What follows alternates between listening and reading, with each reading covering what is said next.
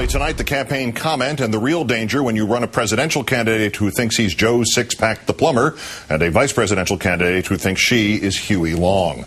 It's not that the rhetoric in a desperate flailing last week on the stump can get hyperbolic and dangerous. It's that each person on that campaign hears some of the giddying, hyperbolic, and dangerous rhetoric and tries to top it. This has ended up, as it usually does, with one of the desperate candidates going so far to the right that they meet themselves coming back in the other direction. That'd be you, Governor Palin. You've finally done it. You've accused Obama of doing something wrong, of being something evil, something you boasted of doing and being yourself just 2 months ago. You try to figure out what this might have been while I go back and talk to those good people over there. The Republicans called Obama a neophyte, and then they picked a VP nominee with a tenth of Obama's experience. The Republicans called Obama a celebrity, and then they bought that nominee $150,000 in designer clothes. The Republican calls Obama a terrorist sympathizer, and then McCain said he was proud to be a friend of Gordon Liddy. It's like they've been unknowingly endowed with ESP and have been telling their own futures. And now the GOP has selected its last drum thump for the remainder of the campaign, although they said that about the last 17 drum thumps. Obama is a socialist. Missouri Congressman Todd Akin speaking near St. Louis. This campaign in the next couple of weeks is about one thing. It's a referendum on socialism. Arizona Senator John McCain, who is apparently still running for president, at Dayton, Ohio yesterday. Barack the redistributor.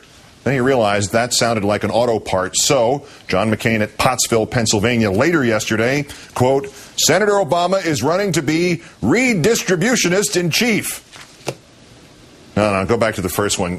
Nobody you're talking to even understands what socialism means, Senator. Redistributionist is 6 syllables, and it sounds more like he's recycling newspapers or something.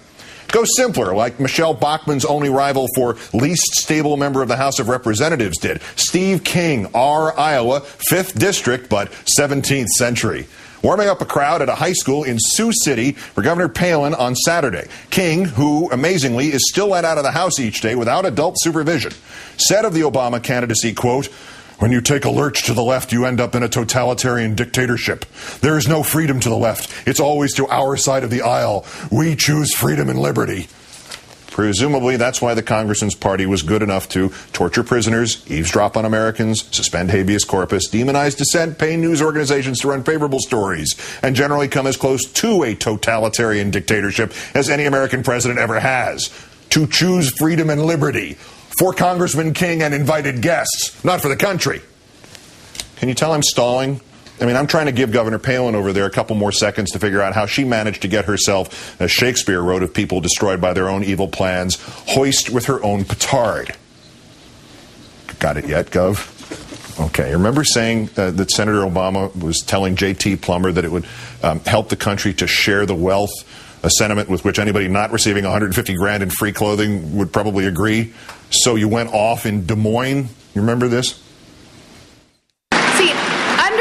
Government, more tax agenda, what you thought was yours would really start belonging to somebody else, to everybody else. If you thought your income, your property, your inventory, your investments were yours, no, they would really collectively belong to everybody. Higher taxes, more government, misusing the power to tax leads to government moving into the role of some believing that government then has to take care of us. And government kind of moving into the role as the other half of our family, making decisions for us. Now, they do this in other countries where the people are not free.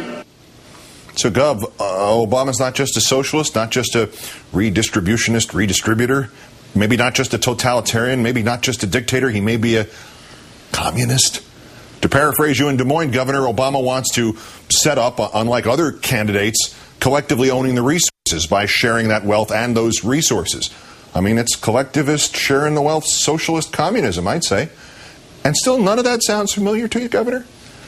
And Alaska, we're set up, unlike other states in the Union, where it's collectively Alaskans own the resources, so we share in the wealth when the development of those resources occurs. Who said that, Governor? Who was the collectivist share-the-wealther who was boasting to the reporter visiting from the New Yorker magazine of having been able to send a check for $1,200 to every man, woman, and child in the state since, quote, Alaska is sometimes described as America's socialist state because of its collective ownership of resources?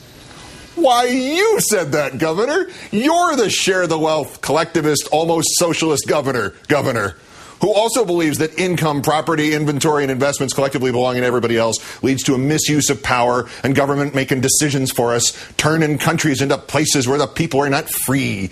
Places like Sarah Palin's America. Governor, all sorts of choice words apply here. Hypocrite, double talker, snake oil seller, socialist. Let me just stick with the one with which to bid you goodbye. You, Governor, are a fraud.